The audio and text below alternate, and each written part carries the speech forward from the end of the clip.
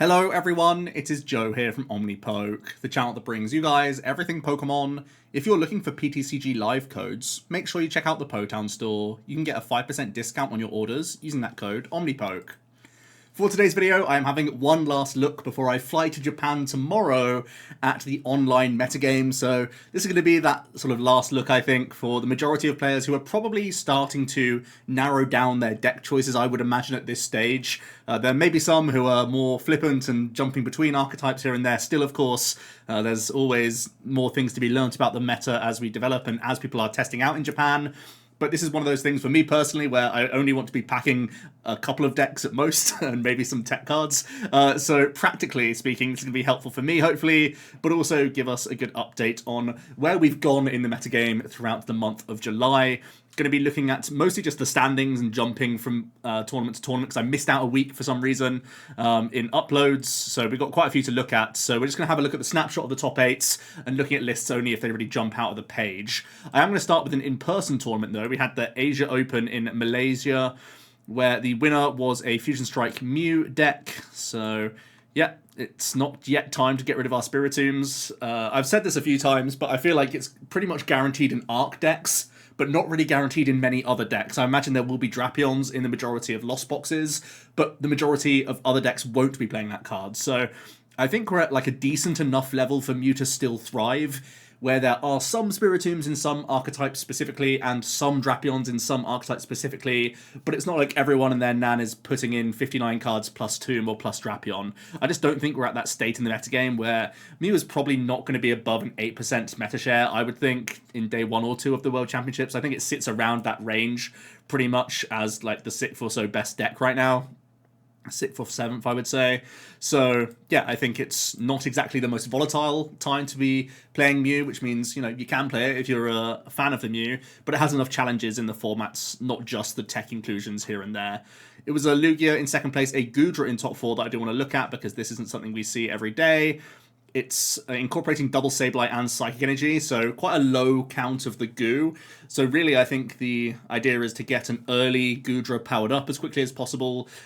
Try and get value out of your Moisture, try and get turns of tanking and sponging to get ahead, but then you transfer back into a single prize deck into other situations with the Zam, the double Sableye, and your Psychic Energy. So that's a really interesting adaptation from Goodra, which you don't see too often. Maybe it makes, like, the Goodra's going to be a hard carry in some matchups, like against Turbo Lost Box, and it can buy you time against Guardian stuff, so is pretty reasonable there. The only other thing that really stands out is Gigas. Now, for anyone who's actually serious at the World Championships, don't spend time on this deck. We know that it's not good, right? There's nothing new and absurd and crazy that was in this 60 that we haven't already learnt about how clunky and bad the Reggie deck is. Don't just waste time testing this deck before the World Championships. Your time is very finite at this point.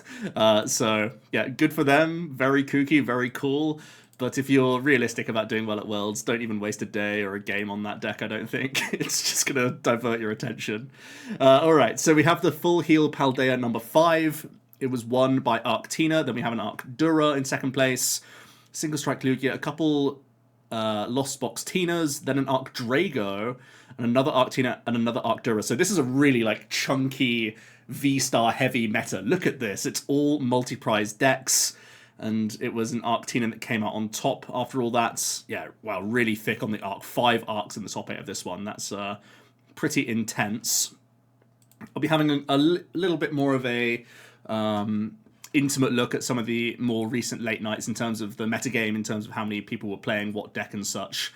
There was a chien-pao Baxcalibur that won this next tournament. What is it? The free entry store credit tournament, where we have the 1-1 Arc V-Star supporting the Baxcalibur, and the chien-pao has some cross switches in here. Very heavy on those Pokestops. Look at that, 4 copies of Pokestop, just highlighting how important it is to hit these ball search outs in the opening turns, how important it is to get that cross switcher Cologne combo off. Really interesting to see this. Sometimes you'll see, oh, Vacuum as well. So yeah, a lot of path bounces. Look at that. That really is telling you something about this archetype. Really low on those supporters, just wanting to go high ratios with the item cards instead. That's pretty awesome. Cool to see that. The Pokestop essentially becomes a draw supporter in itself at that point. We have a Lost Box, some Arctinas in the top 4, Lost Tina, a Lugia, we have a Guardi, and a Rapid Strike box rounding out this top 8. There are so many to go through, I'm not going to get bogged down in deck lists for all of these, as I've already said. We have, for the Tournament of Doom, it was a Giratina Lost Box winning out, beating a Turbo Lost Box, I would imagine. More Arctinas doing well, 2 more in that top 8, a couple Lugias, a Dura, and a Lost Box. So yeah, not many Guardies to speak of so far, just one Guardi and a few Lost Boxes. A lot of people are playing the V-Star multi-prize decks right now, at least in these online tournaments. That seems to be the trend. Then we have the Deck Out Mondays, another Lost Giratina winning, beating out an Arctina. Then we have a Lost Zone Box, a Mew, another Arctina. There's so much of that around right now. Even 3 in this top 8. Another Lost Tina and a Miraidon. Let's have a look at this. 611 record, pretty respectable. Just a very turbo-y Miraidon Alecki with Lost Cities.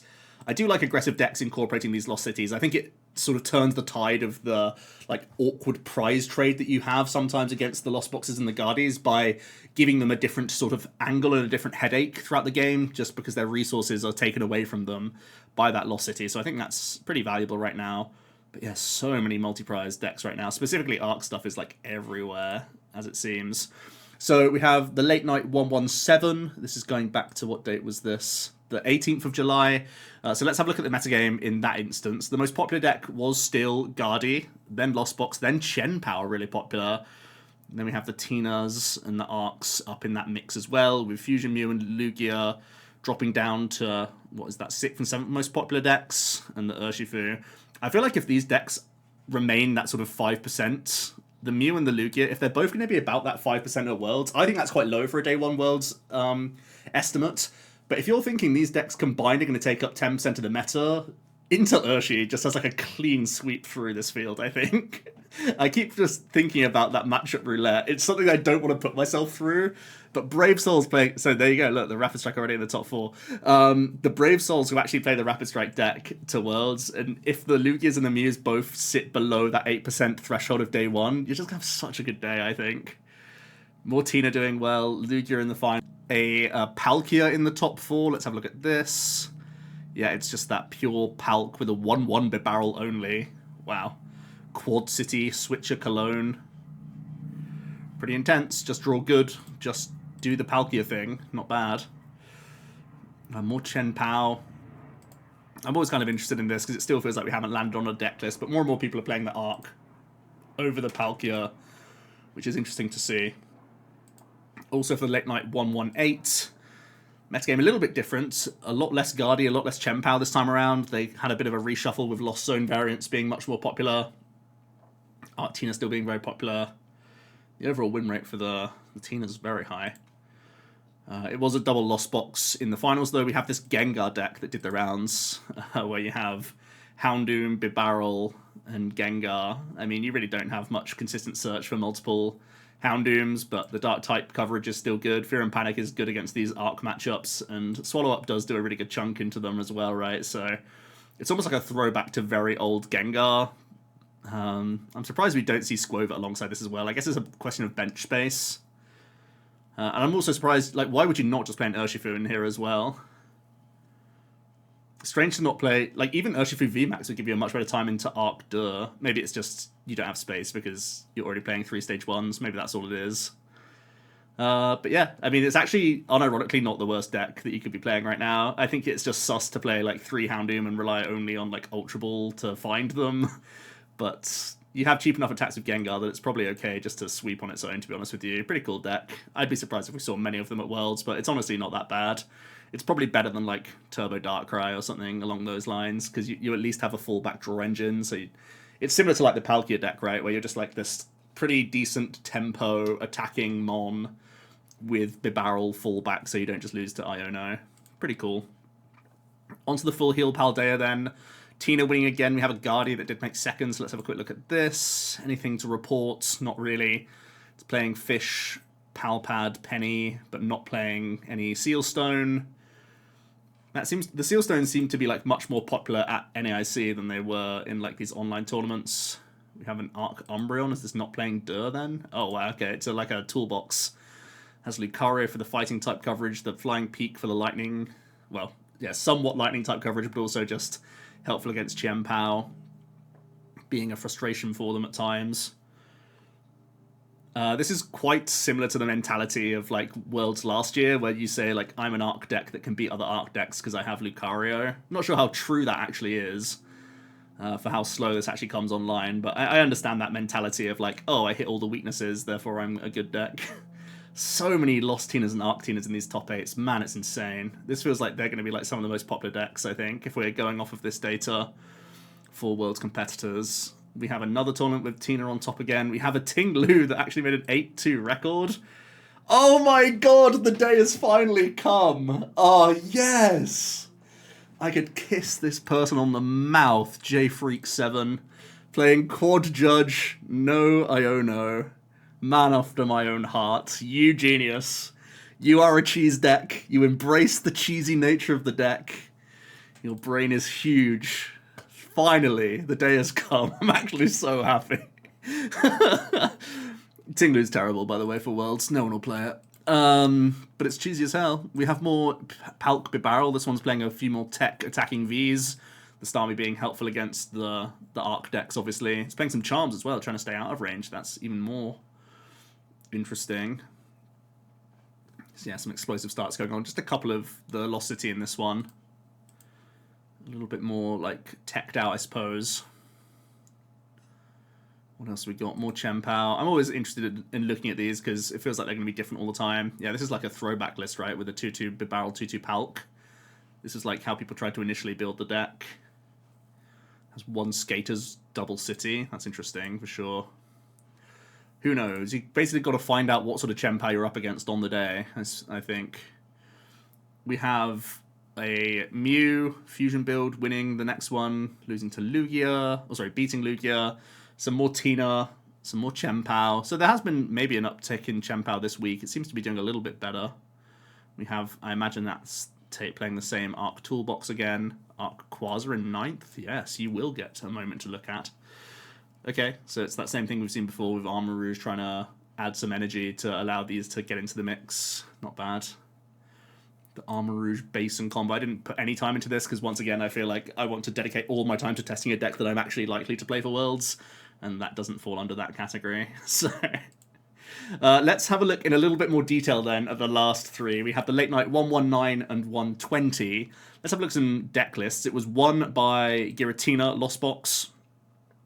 And this is almost like a throwback list again, really. Actually, no, I tell a lie. So it's playing like the Sinnoh gloves that we've known for a while. Some people are mixing this up with like just having extra paths, sometimes having belt. That's my personal preference, belt over gloves. But if you are playing Sinnoh, it makes the gloves better than belts. So that's a small like caveat, I suppose. It's only playing 2 Jets, which is a real surprise.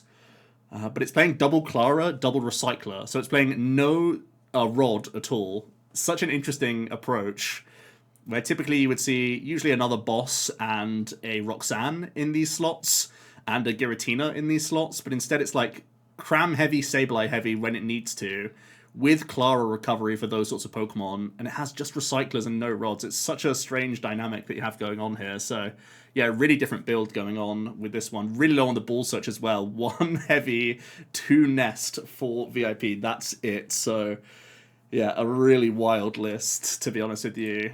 It's a strange approach. Haven't seen Clara and Tina like at all. Seems like Rod fits that situation. Like they're playing double Clara, double Recycler instead of just like 3 Rod. And most people are just playing 2 Rods. So they're like so thick on recovery. Actually wild. We have a Guardi in 2nd place.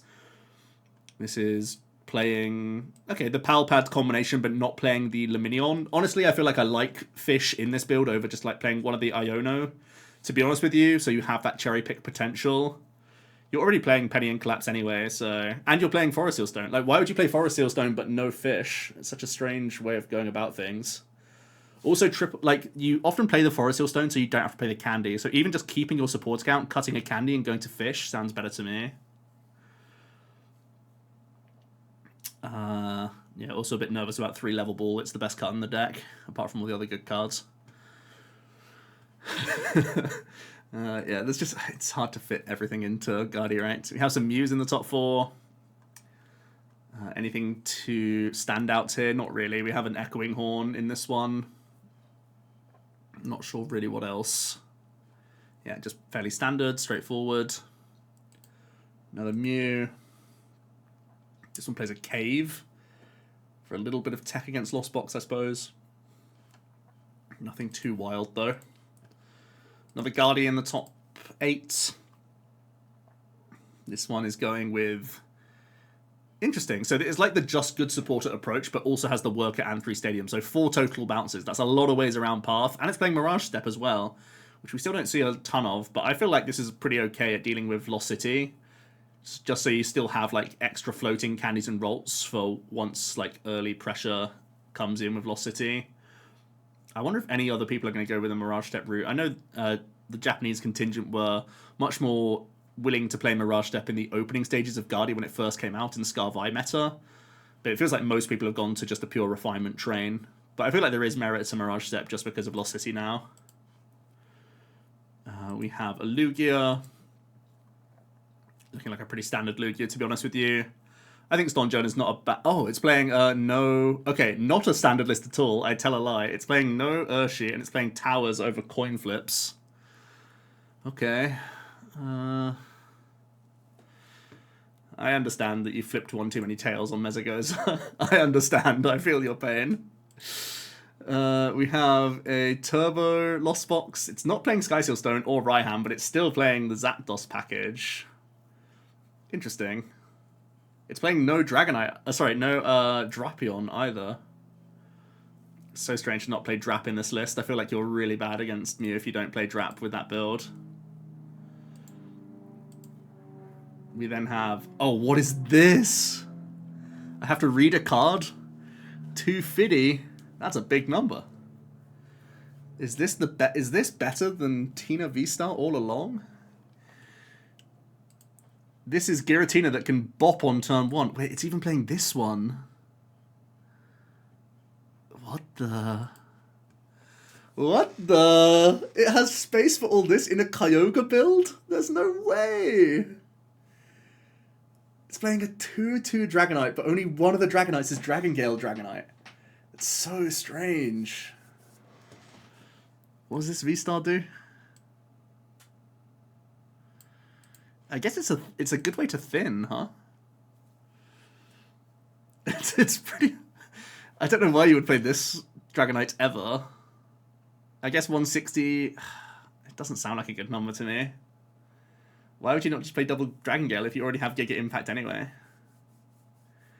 He's playing Quad Jet in Kyogre as well. So many energies. He's playing 15 energy.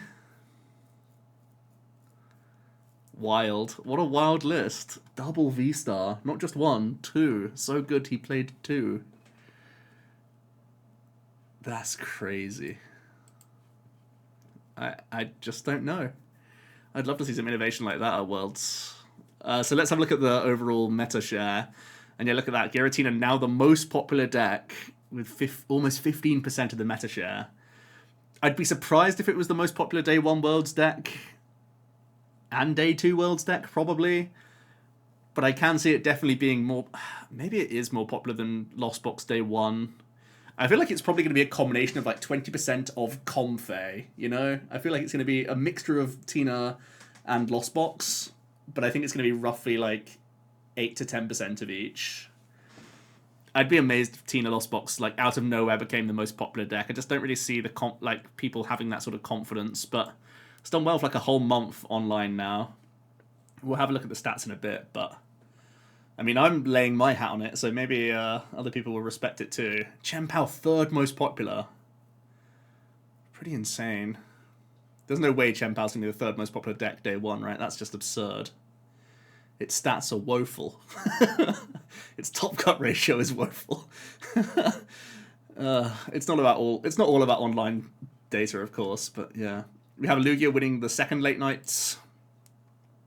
Oh, it's a colorless Lugia. With slacking belt combo. Hello. Oh, it's playing Path. What the? It lived long enough to see itself become the villain. My word. So you can path your slacking, of course. And you can just path against other stuff. Path Iono. Hell of a drug. Wild. I mean, you have so many important abilities. Not just Summoning Star, but late game Wild Style and Frontier Road. Is it Frontier Road? Yeah. Even these late game are so important. To play pass is kind of kooky. So crazy. I feel like it's... I mean, yeah, they're playing the paths so they can get around Dura that way, but it feels wrong. You know what I mean? Tina in second place. This is playing a lot of the tech mons. It's playing Manaphy and Tomb. It's playing triple path. Playing some gears in here. I don't mind gear in that floating spot between second rocks and Iono, because it also chips in against, or like helps out with chorus and stuff. Definitely something I need to try out in the next couple days. Yeah, looking pretty healthy otherwise. Looking good, looking good. Have some Lugia. Back to single strike build. Towers again. Interesting, some towers popping up. Are people finally done flipping coins? Possibly. We have a Sky Seal Stone Lost Box with Starmie, Zapdos, Raikou, and Drap. That's a lot of potential value. Just playing 3 water. That's okay. It has the right hands to try and make the attackers come together. Not too bad, pretty fruity. Sky Seal Stone would speed up your games against most decks day one. More Lost Tina's doing pretty well. Quite low on the path counts. Love the belt. Someone's a genius. Well done to you. Is playing the Manaphy and Tomb though. What else we got? More Giratina. This is the cleansing build. What's this one cut? Feels like it's cut something. It seems like it's high on energy. Maybe it's just a ball search card that it's light on. Like Nest or another, like Hisuian or something there. So many Tinas performing well. We have a chien-pao that did make top 8. Playing Bibarel and Arc. Nice. Not getting run over. I'm really surprised by the Tomb. I'm pretty sure Tomb was played in NAIC, and the players who piloted it said that Tomb was not worth it, just because you're such a board-hungry deck that the Tomb's just not worthwhile right now. But yeah, I like seeing Bibarel into the chien-pao, so you don't just lose to Hand Disruption after you take the lead. We have a cross-switcher build of Tina doing well as well. This is still certainly in the mix. Some people are going to try it out for sure. In Henry we trust. Alright, so I think we had a look at the metagame of this one as well, right? chien-pao's second most popular still. It just can't keep up like that, right? Guardy sub 10%. I'd be stunned if Guardy sub 10% day one of Worlds. I mean, it's slow and maybe that's off-putting, but it was 25% basically at NAIC. So from 25% after one tournament, where it got top 4 twice, to drop all the way down to like sub 10%, that's so strange to me. The meta's really wolfing in a strange way, I feel. It feels like Lost Tina and Arc Tina become like the most played decks, and that's just such a weird thing conceptually. We end on Full Heal Paldea, have a Mew winning, Lost Box second place, have some Lost Tina, some Rapid Strike, another Tinglu. Tell me they're playing judges. They are! Finally, they're copy-pasting the good lists. Genius. We have some chien-pao. Again, let's have another look at this, just because I'm on chien-pao watch. It's back to Palk with Kyogre. Spicy. Still so much variation with these chien-paos. We'll never agree on chien-pao lists, will we? I mean, look at this. This is just like a full-on Candy Backs build with no backup instead. So little, so light on the draw power as well. It's literally just Greninja and Mew. Mew is cool, though, for getting pieces together. But if you're playing Mew, why would you not play cross-switchers? You know what I mean? It's like part of the whole reason why you would play Mysterious Tail is to try and have those Irida plus Mew combos. So strange. And then we have another Lost Box rounding things out with the metagame. chien-pao most popular. I would never... my goodness. Imagine thinking there's no way chien-pao's going to be the most popular deck day one, right? It's just... what is happening? It's so insane. Let me quickly bring this in. So hopefully you guys can see this pretty well. We'll start with the metagame breakdown. So first of all, this is for July. So all of this month, we have the overall top 4 placements here. Hopefully you can see the names of these decks. We've got Lost Box on top with the highest number of top 4 placements in this month. Then Lost Tina, then Arc Tina, followed by Guardi, which is this one, you can't see it. Let me move this over so you can actually see what's going on here. That would be good, wouldn't it? Yeah, Guardi, Single Strike, Lugia, chien-pao in its 6th, despite being the most popular or second most popular. So these numbers will tank. This deck sucks. Fusion Mew, Urshi, Arctura all the way down in 9th. Wow, so crazy. And Tinglu somehow has made it into the top 10. Good for you, Tinglu. So wild looking at this data. Let's also have a look at the... I'm going to go to overall just to see play rate of decks as well, which will be interesting. So Guardi, is this the right date range? Yeah, okay. So Guardi is popular and just isn't succeeding too much. It is a volatile format for it, and I do think that is a worry. But I also think that Guardi is one of these decks that you can squeeze so much more out of it if you're a proficient player with the deck. So I think the higher echelon of players will outperform the stats of Gardevoir most of the time. chien-pao, 3rd most popular deck, and it's just stats do not show it in a good light ever. It's popular at least.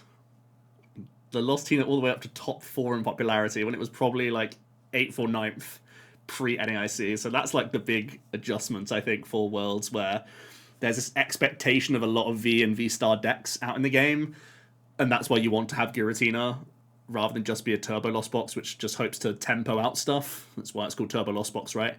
So if Turbo Lost Box doesn't get that miracle 7, or doesn't go first and get to 7 quite easily, and other people have like very reasonable starts, it doesn't really overcome some of these high hit point decks, whereas the Tina is much better into those.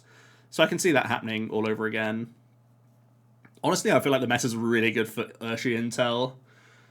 Just because, like, there's Mew and there's Lugia that are both around 5% of play rates, and those are, like, the only 2 Fear Factor matchups for Urshi. It literally farms the Arc decks. It's really solid into Lost Box, and it's, like, okay into Tina and Guardi. So there are still Spotlight videos coming out that will go into more detail of each individual deck's matchups, but this is just a month overview with a slightly longer date range now from those Spotlight videos. Just, again, highlighting the matchup spreads of most of these decks and where I'm kind of at. You'll notice that in our tier list yesterday, we put Lost Zone Tina as the best deck, and you'll notice that it has 50% or plus matchups against everything but Lost Zone, which is a 48% over 434 matches. So, yeah, I think it's clear that from the matchup data, Giratina is really good. And that's with masses playing it as well. Now it's like the 5th or so most popular deck, so it's not like just really good players are playing it. Everyone is playing this deck, and it's pretty much known for being like a difficult deck to pilot, and still its data is like so solid. In terms of the metagame right now, I feel like Urshi is also really well placed in that its bad matchups of Single Strike and Mew are possibly on the decline in terms of popularity. Now, take that with a pinch of salt, because they may have increased percentages just because it's a good day 1 deck, because they both finish games quickly, and there could be players who have played Lugia for a long part of the season, or Mew for the long part of the season, and are day 1 players and stick with their comfort choice. All of these decks that I'm talking about today, apart from Tinglu, I guess, have a reasonable chance of winning. I just want to throw that out there. But I feel like if you're really trying to pinpoint the metagame where it's at today, Intel Urshi seems reasonable for sure for like spiking the tournament once again. And I think that could be the case day 1 and day 2. You just know that you're rolling the dice and hoping that you don't hit certain players and their decks. It's surprisingly like still mid into the Arc matchups. Like it's good into Arc Tina, but still mid into Arc Dura. It's literally the going first coin flip, but that's interesting. Gardevoir, really volatile, but I do think this is still one of the highest skill ceiling decks in the game. So its matchup spreads, like, the entire format's warped around Gardevoir, right? So everyone has the answers to it, everyone has the tech cards here, there, and everywhere. So every game you play as Guardi is a slog, but just know that you do outdraw a lot of decks, and if you pilot the deck smoothly, it's still going to go quite far, I think. So even with this quite damning data, you could easily say that Gardevoir's like off its pedestal, but I still feel like a top contingent of players can take the deck really far at Worlds, and I wouldn't be surprised if it still makes multiple entries into that top 8. What else? Arctina looking a lot better than Arcdur from the stats, I think, at least. It has a closer time into Tina Lost Box, which has been popping up recently. You're also, like, the Dura gets farmed by the Tina build, which is scary. Dura's slightly better into Intel Ursh, but it's so low in play rate that I think that's like justified, and everything else is pretty good for Arctina. This is definitely my number 2 deck for the tournament right now, and if I make it into day 2, I'll probably jump to Arctina and just try and cheese people with Judge Path, because that levels the playing field no matter how good you're up against. Like, you could be up against Tord or a 5-year-old, and your win rate of Tina is basically the same, because it's just based on the draws of both players. So yeah. chien-pao, like, how is this deck gaining popularity? Its stats are embarrassing. It's woeful. We still don't have a good list. No one has come to a decision on the deck, and I don't think there's a physical 60-card list that can actually do well this tournament. I would be stunned if that happened. I normally try and be as unopinionated as possible and give everything its due, but I really think chien-pao is probably the worst good deck in the game right now by like a long way. Fusion Mew is Fusion Mew. I feel like we've talked that one kind of to death. Lost Zone Box is actually kind of okay. I feel like the worst matchup of Arcdura is getting covered a little bit by how much hype there is for Lost Tina. So, like, the Arcdura becomes a riskier play, which makes Lost Zone Box's matchup spread, like, much more reasonable now. So, I feel like if you play quickly with Lost Zone Box, you're still going to be kind of fine. There's, like, that undertone of Dura and Urshi Intel, but it's probably not going to be all that popular. Also, same thing for Lugia, right? Your worst matchup is Dura, and if that's on the decline because of Lost Tina, you have literally a clear runway to do really well with Single Strike Lugia. You just have to be aware that you're playing like one of the clunkier decks in the game and know that that could be a headache for you at times, but outside of literally that matchup, you're okay into everything else. So that's my final thoughts heading to the World Championships. I'm packing with the intention of playing Lost Tina day 1, the intention of having Arc Tina as a backup plan if either I am mentally drained by the time we get to Worlds or physically drained by the time we get to Worlds, or if I actually make it to day 2 where I'll make that jump and just try and cheese people out of the game. I'm probably only from there bringing Intel Urshi if I really have my gut instincts of where I think the metagame's going to be, and I'm probably going to bring Lugia as well for another brain dead option. So those are the decks I'm going to bring.